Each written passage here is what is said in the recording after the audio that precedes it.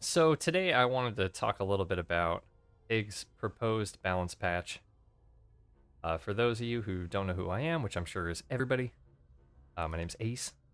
I'm a Diamond StarCraft 2 player, play Zerg. Used to be Masters uh, when I was enjoying the game. Now I'm enjoying it less, playing a lot less. And I cap out around 37, 3800. I'm also the author of this thread, this massive wall of text about what's wrong with Zerg, with 108 upvotes and 224 comments. That's my basic credentials, but really I'm just a Joe Schmo throwing in my 2 cents here. So, first of all, I like a lot of the stated goals here, but I'm not sure that this really achieves it. So I'll just dive into it here. And we'll focus on really just the key ones that I think are most important to talk about. I'll kind of hand wave over a lot of these other ones. Infested Terran, I think this is probably a good idea just because Microbial Shroud is just a disaster. Like, nobody likes it. I don't think it's a good idea. I think it's either like Dark Swarm or nothing. Maybe the reduced spell damage idea would work because that would give like a counterplay to Storm, but that might also just be a problem because like Hydra pushes plus Infester might just completely roll over Protoss. I don't know. Anyway, Viper getting the regular attack, sure, I'll take it. Nice quality of life. I don't know. Consistency in design, I think is nice.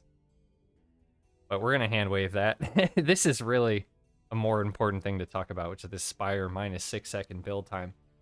This, I feel, is not impactful. I don't think this is really gonna do anything, and I think it's the wrong approach anyway. To be honest, I'm not really sure what is the right approach to fix mutas, or if they even are fixable in Legacy of the Void. It might just be like a problem of the timing for them is just too tight. Like the window that they're available in is just too tight. It's possible that we could like reduce spire time or cost and maybe like make the muta cheaper but weaker so it's less of an investment. Really, like, the problem that I see here is if you compare it to something like an Oracle or a Banshee or something like that, those are things that you can get out, relatively easily as your opener.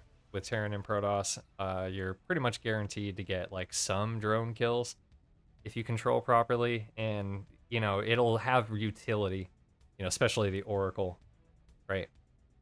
But if you compare that to mutas are very like all or nothing gamble. You know, it's either they start to snowball and they probably win the game, or they fall flat on their face and now the Zerg is on 2 bases and spent all their gas on mutas, so they don't have enough Banes and they just die. so, so I don't know. I think if we really wanted mutas to be like more of a low committal harassment thing, we would need to like drastically redesign the muta. I think that's really the only option there.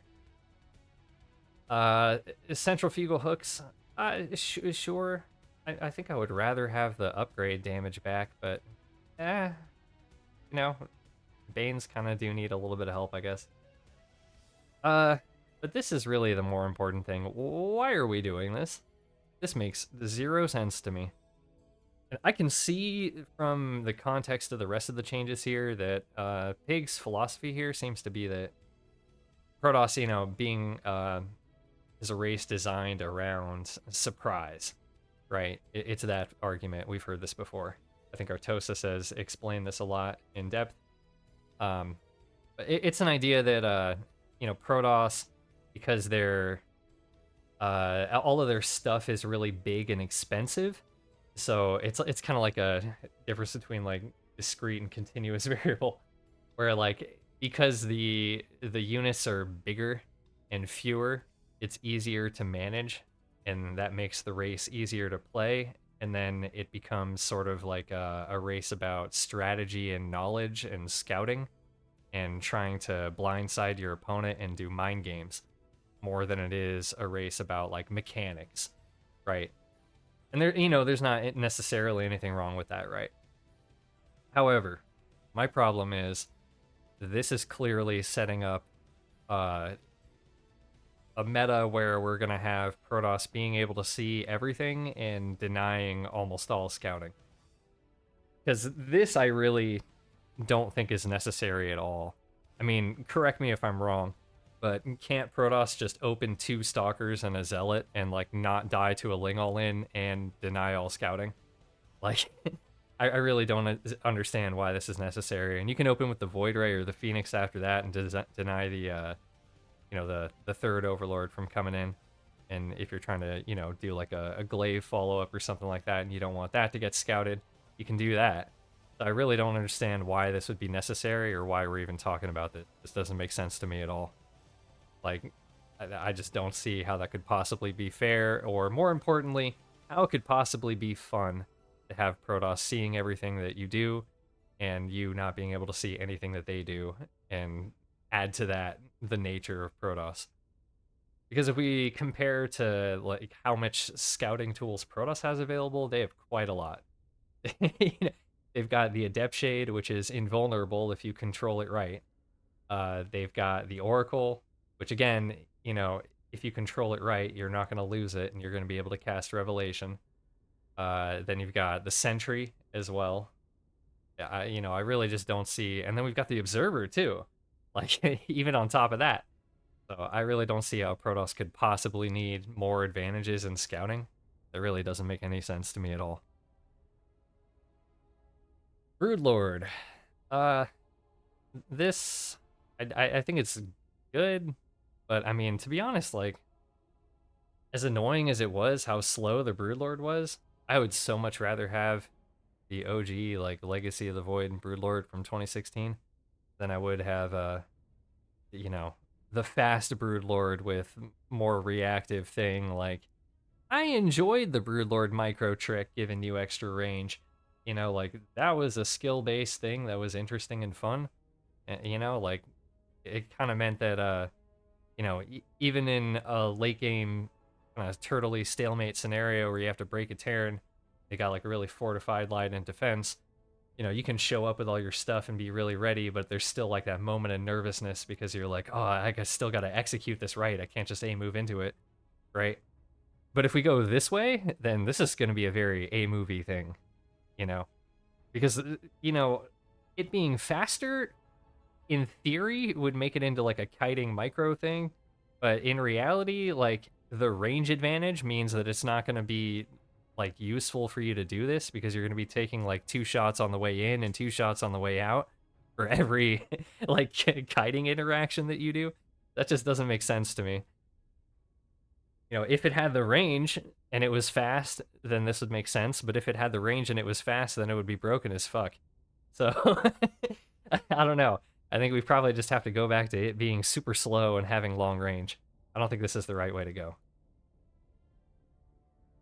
Okay, moving on to the Ravager thing here. So this I'm actually kind of excited about. But surprise twist, I think that we shouldn't actually fully revert it. I think that we should probably leave like a second or two of increased build time from what it was originally, because I remember and used to use those builds quite frequently. They're pretty nasty. Not that they weren't like defendable or anything like that, but they might have been, I don't know, they felt to me like they were probably like 10 or 20% too strong. So, reducing the build time on the Ravager, that helped. And, I do remember like many moments where somebody would like really be trying to kill that Ravager egg and they just barely don't get it, even though I have like nothing else defending it. It just had a lot of armor. Right? And, that kind of felt a little bit bullshit, So I'd be okay with like just giving it another second or two. But I like that we're reverting this, because this is one of the big 3, I think, changes that really made Zerg not fun. The other 2 being Nidus changes. Take your pick on which one. But, Nidus has been viable. Some people say broken, some people say really good at the start of Legacy of the Void. And then it was like not so viable, and then they made it super good when it had the like crazy unload speed that would just like vomit out Zerglings. That was fun. But probably broken. And then they nerfed that, and now we kind of have the current Nidus. So I think that Nidus should probably be addressed, and the third one would be the Overlord hatch tech Overlord drops from Evo Chamber rather than Lair. It's a pretty big difference not allowing that, and I think it was pretty good for the game, I think it's not a good thing when Terrans and Protosses can go to like a fast 3 base and like not really worry about anything. I think that is one of the main reasons why we have this like turtley stalemate, kind of everybody goes and rushes straight to the late game sort of meta, because everybody just goes fast 3 base and there's like no chance to punish anything. So I think bringing those things back for Zerg is pretty important. So this I'm happy to see. But without the other two, I don't know if it's really going to make that much of a difference, because it's like if we have, one more all-in available to us, it kind of needs to be like a selection available so that, they really have to watch out for like a few different things rather than having to just check for one thing, because it's really easy to just scout for the one thing that can kill you. And if you don't see that, you're like, all right, I'm good. I can just blindly do my build now. And that's not really a very healthy meta. Okay, and the last things here, the Queen, Hatchery Spore, Lurker stuff. This is all, it's good. I like that we're changing this stuff back. I don't really know why we did it in the first place. I'm actually a Zerg who makes like a super low Queen count, so this is actually good for me, believe it or not. But I didn't like it, regardless, because I just think it kind of messed with a lot of the nature like Zerg builds. Kind of hard to explain if you don't play Zerg, but if you do, you know what I'm talking about. Okay. Terran. Alright, Terran. So, wouldn't mind change, invisible after armory. That's good. Armory back to this, this is fine. I like this. Hand wave, not really that important. This is an important one, though. Given Ghost the light tag, and let's see. I believe previously he was talking about changing the supply back to 2. It looks like that's not here anymore. But we have this EMP redesign and reduced HP or reduced DPS, not have bonus versus light. Just the flat 10 damage per shot.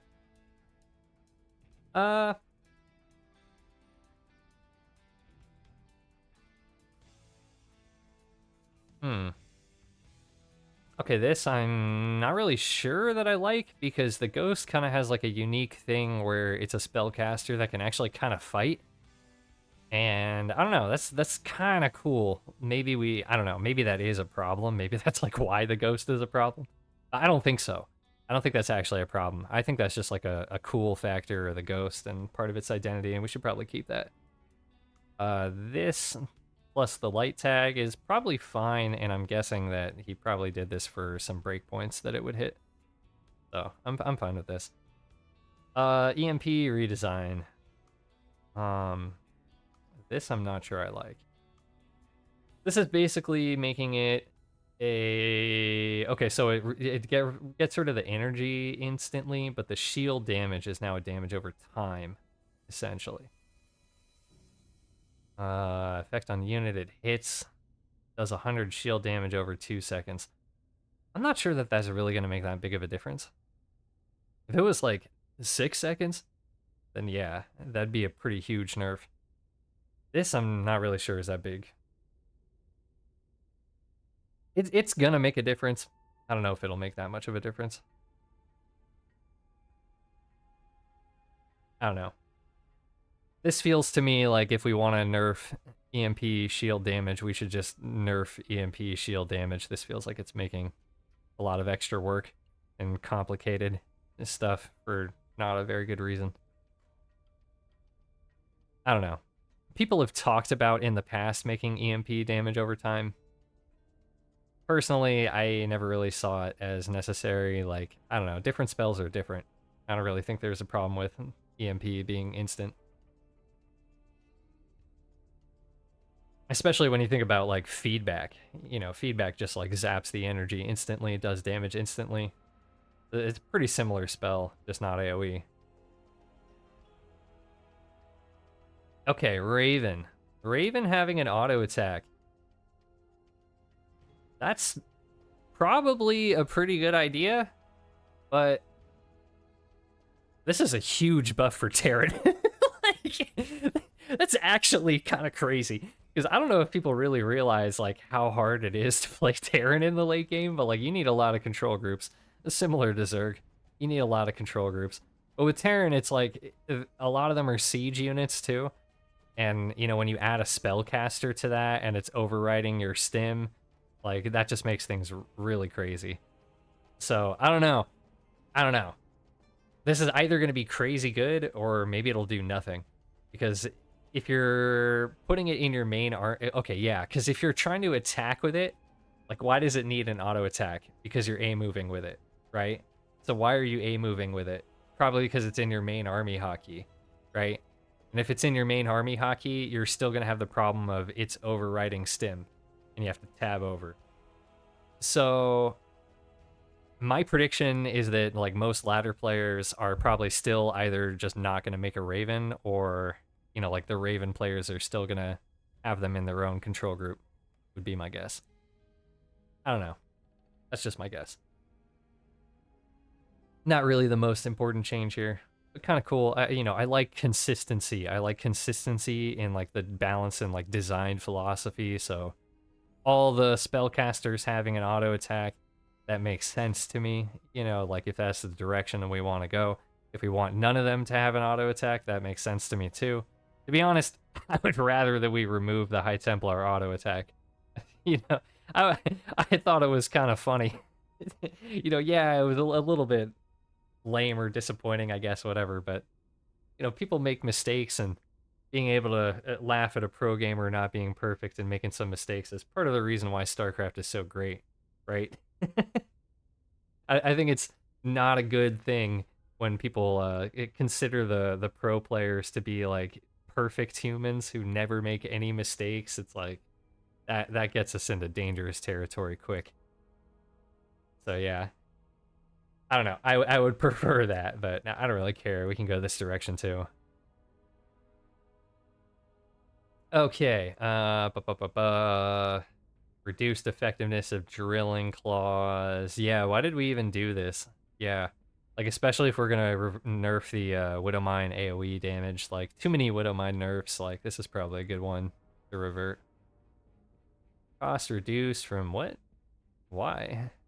Advanced ballistics range reduced from 3 to 2. The advanced ballistics is lib range. Okay. You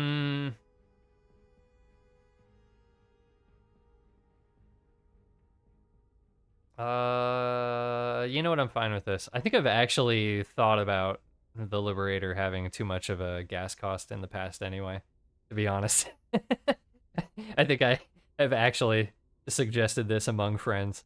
This, I don't even know if that's necessary. I mean, it depends on maps, I guess. Oh, here it is. Okay, so there is a supply increase on the Ghost. Okay. And we're doing this again. This I don't like. This I'm not sure is, I don't know. Bringing it back to 2 supply if it has the light tag, I'm probably going to be fine with it. I don't really think that I would have any major issues with this. This is really where my problem is, because, okay, snipe is an issue. Like, I don't know how we're continuing to dance around this, but, like, energy refund on snipe is a problem. Like, that's just a problem, because it's punishing the Zerg for, like, even trying to engage. Like, that to me is a little bit ridiculous. Like, because if we want this, especially if we want this game to be, like, less Turtlecraft 2 and less stalematey, You know, this is like one of the main things that we should really be looking at. I think energy reduction refund would be the way to go. You know, uh, snipe. Okay, so I'm too lazy to go look at the breakpoints, but like if I remember right, this changes a few breakpoints with a few units like lurkers and things. I guess he's also increasing the health on there, so that might not actually change it for lurkers. Um, but I'm pretty sure. I mean, this changes it for roaches. Now it one shots roaches again, right? So yeah, so that's kind of an issue. Um, yeah, I really think that snipe should be something that you have to decide when you want to do it, you know, rather than just like doing it every chance you get and you just get value, you know. That just feels a little bit insane to me. I don't like the lack of counterplay to that. Them having a light tag helps this a lot, though. I do have to say, like, just the fact that they would have a counter in Banelings is kind of huge, you know. And yeah, there's counter to Banelings. I can hear all the Zergs being like, "Oh, they're just gonna have a bunch of Widow Mines and blah blah blah." I mean, like, it's StarCraft. You'll find ways to deal with that. But yeah, I don't think that we should increase snipe damage. Supply cost being reduced again, I'm probably fine with. But yeah, to be honest, I think snipe should probably like only give maybe like 50% energy refund on a canceled snipe, because yeah, like it's insane that a ghost can have its snipe canceled and it just gets 100% of its energy back. It's like, what? Like, why even make it an ability at that point? Like, just do like Warcraft 3 style and like let them auto cast it. Like, that's insane. You know what I mean? Like, rapid firing is not hard. Like, don't give me that crap. So, I really don't think that this is something that should be getting the value that it does.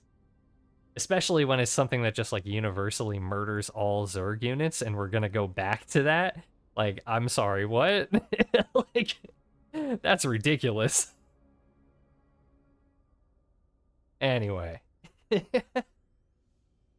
Moving on to the Protoss, the most exciting. Here we go. Okay. So energy recharge. A nerf to energy recharge I like, but you know what I would like more? A removal.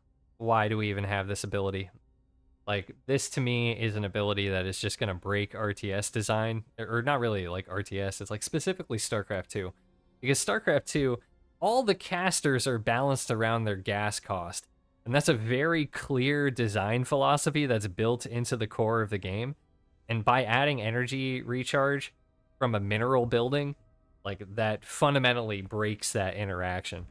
If you were to have it so it's like you could tone it down, right? So it's like super weak and like really intermittent, and then it's just something that like Protoss gets where they have this weird like energy extra bank in reserve. To me though, this just feels like it's a huge like divorce from the main philosophy of StarCraft, which is like you have to pick a strategy and plan ahead, right? And if it doesn't work out well for you, you have to take accountability for that. Right? By giving people a get out of jail free card, like, oh my god. And this is Protoss we're talking about too. They already have 2 other get out of jail free cards, which is insane to me. I mean, you could even argue 3, really, because we've got recall, we've got warp-ins, which happen anywhere, right? So you don't actually have to position ahead of time and think about positioning your units and splitting your army correctly. And then we've also got, we've got shield battery, right? And shield battery is like a whole other nightmare, because for minerals only, where, yes, you have to have a unit for the shield battery to heal, right? But do you really, though? Because you can warp in, and anywhere that you have a shield battery, you're going to be able to warp in. So the shield battery for Protoss basically means that they can just defend wherever they have shield batteries for only minerals. Yes, you're obviously not going to defend like a timing attack or anything, right? But we're talking about like harass or like a medevac drop or something like that. You know, the things that would pull you out of position and force you to split your army. When you play Protoss, don't have to do that because you got that get out of jail free card. So why did they need a third one? You know, like we all agreed shield battery overcharge was like too strong, too good, probably not good for the game. It was kind of shitty to play against. So I don't understand why we even did a compensation buff in the first place. It doesn't even make any sense to me. To be honest, the whole timeline of how that went down with that last patch is kind of insane to me too, and maybe we should just talk about that briefly. Because before that patch, I don't know if you guys remember this, the original version of that patch, it came out during a time when most people, pro level and ladder, you know, Reddit, whatever, most people agreed Protoss was too strong, and their problem was that their players were just not of the same caliber. Because they lost like all of their top players over the last 5-7 years or whatever, right? That was kind of the consensus, if you ask me. That was my impression, right? Then the patch comes out and it has a stated goal of making Protoss weaker on like the ladder level, but stronger or like without hurting them too much or potentially helping them on the pro level, right? Because the argument was essentially that the skill floor of Protoss is too low, right? Like it's too easy to play Protoss, but the skill ceiling is also high, so it's like, can we just widen that, lower the skill floor, raise the skill ceiling? And I supported that goal. And then the reaction to that patch was very, people were upset. People were mad. People were very mad. There were a lot of fans of Protoss players who were very disappointed in the fact that we hadn't seen a Protoss champion, so the idea of nerfing Protoss was upsetting to them, even though Hero had just won a premier tournament like 6 months before that or something. Anyway, you know, I understand, you know, people want to have people that they can cheer for that are going to win games, right? But if you ask me, you know, I think this is a competitive game, and, you know, having respect for the design of the game and the fairness of the game is part of what makes it work. And if we are boosting professional players up to the level of, you know, having to compete with their counterparts in the other races, that just feels like we're entirely abandoning the original like idea of StarCraft. You know, like the whole concept of the game, where it's like, you know, to me, StarCraft is kind of like a real-time futuristic space chess, you know? So that's kind of how I see it. So fairness is kind of key to it for me. And I'm talking about fairness at the high level, right? But when I say fairness at the highest level, I don't mean fairness among the top 3 players of each race. You know what I mean? I'm talking like, you know, when you're at like a professional level or like really good, you know, we could maybe go, like if we were trying to do like an actual measure of where we should care about balance, for me, it would probably be from like Masters 1 to, you know, the top of the pro scene. Like that's the population that we should be looking at. And if they're happy, then the game is in a good state.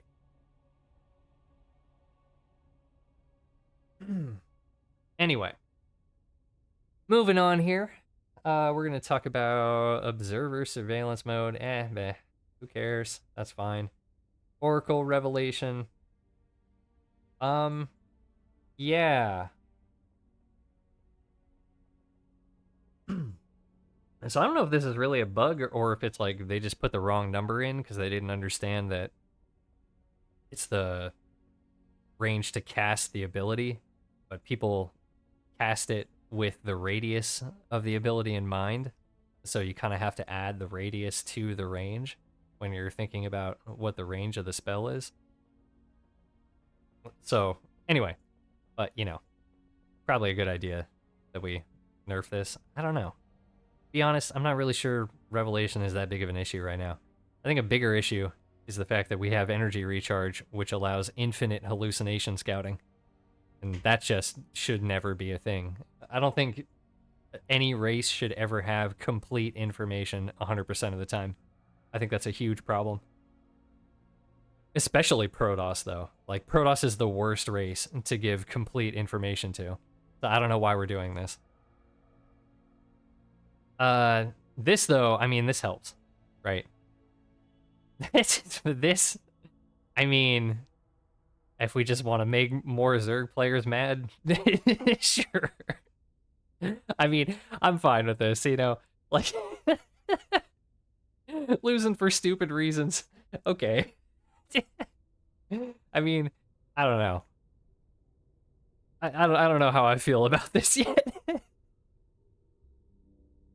I'm probably gonna be fine with this because I mean it's like you can just see that he has sentries and kind of put two and two together and be like, how can he afford like 3 sentries if you know he's going carriers, right? Or you'll just like not see a second Stargate. Like I don't know. Probably not gonna be an issue. Stasis ward, okay. Now this is probably pretty good. This I would agree. Spamming stasis traps is dumb. We learned this once before when Neeb was doing it. It was very dumb then, and it's very dumb now. However, I, still think that, I don't know, to be honest, this is probably a good change to make just because stasis duration is probably just too long anyway. Like, I don't know. But I don't think it really gets used or abused that much that it's a problem, so nobody really, like, talks about this or cares, you know? I don't know, if we were to, like, actually do the numbers on this, this is probably a good change because the duration of 170 seconds is kind of insane. It used to be infinite, but, you know, that was a problem. So yeah, I would agree, spamming stasis traps is dumb. This, I think, is a bad idea. This, I think, is a horrible idea. Because I'm guessing that the units are going to be vulnerable during this period, and that means you can attack them. This is a dumb idea, and I've heard Pig suggest this before. Please stop suggesting this. This is a really dumb idea. Okay, this DT attack delay after blink removed. Why? The reason we removed this is because they would just jump on top of turrets and kill the turrets, and then you don't have detection, right? Isn't that why we got rid of this? I mean, I guess, for Terran you have scans, right? For Zerg, you're gonna have to make the Overseer. This is probably an issue because if you have to make an Overseer, like you're gonna be waiting for that Overseer because okay, so I'm talking about a situation where the DTs blink in and there's like 6 DTs and they blink on the spore, they snipe it immediately, and then they start focusing the lair, right?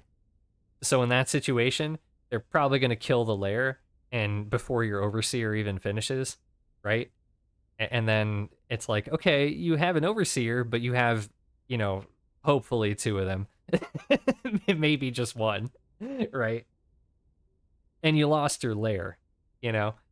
I think the removing attack delay after blink is just not a good idea. I understand the DT Zealot versus Army thing from Nightmare quite famously. But I also don't think that was good for the game. Like, I think the style being viable is good, but I don't think that when we had that in the past, it felt broken to me. I don't play Terran, by the way, but, I mean, I play a little bit of Terran, but, just from talking to my Terran buddies and watching the TVPs, it seemed like a very cool build and style, and I was, like, waiting for the counterplay to show up, and it seemed like it didn't. So, I don't know. I don't think that this is a good idea. I think that we removed this for a reason, and it should probably stay gone. Okay. Reverse changes for Protoss. Disruptor. So what are we doing here? We're making it more supply, and we're giving it... Oh, sorry. No, we're reverting these changes. Okay. So we're making it less supply and more damage. Yeah. So we're giving this 45 damage back and less supply. Okay. This... No. Yeah, no. What? Why? I don't think disruptors are weak. I mean, I've been seeing plenty of disruptors. They feel like they're getting good hits, you know? Uh I mean, I can think of many moments from recent games, TVP especially, where disruptors hit like fat clumps of bio and it, decides the game. I don't really see how this is an issue. Especially because I remember what it looked like when we had this. And what it looked like was Protoss just made twice as many fucking disruptors, and the Novas never stopped because they were so good. So yeah, let's not do that. Mass Disruptor was dumb. Let's not go back to that. Immortal. Right, I don't really care about this.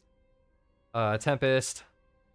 Right. Okay, so this I would have to look in more detail to like really be sure about this, but like my initial impression of this is that this is probably not a good idea because we also have done a lot of buffs to the Tempest like move speed and I think like its turning speed and stuff like that. Attack point maybe. It's a lot more microable than it used to be, and I think it's smaller too. Yeah. So I don't think that we should, I appreciate trying to do both of these at the same time so it's not like too overboard.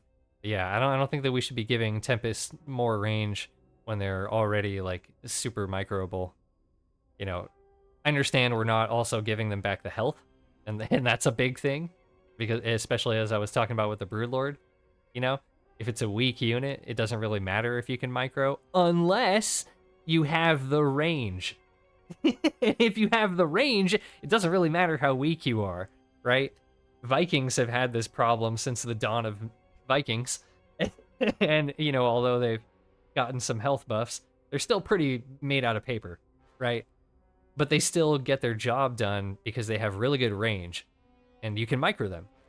They're not the best to micro, I know, but you can. To be honest, I think Vikings maybe should get a micro buff. I don't know.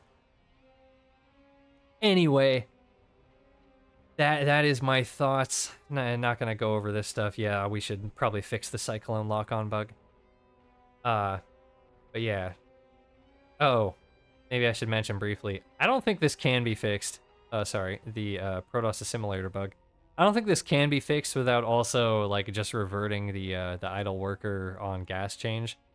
Like, I think it's just a thing of how the editor works, and I don't think anybody knows the editor well enough or works at Blizzard to be able to actually like code in an exception for Protoss, because I'm pretty sure that's what you would have to do, and I don't think we actually can. Anyway, these are my thoughts. Thank you for listening to my TED Talk. Throwing my 2 cents in. Hope you all enjoyed. Have a good one, everybody. Play more StarCraft.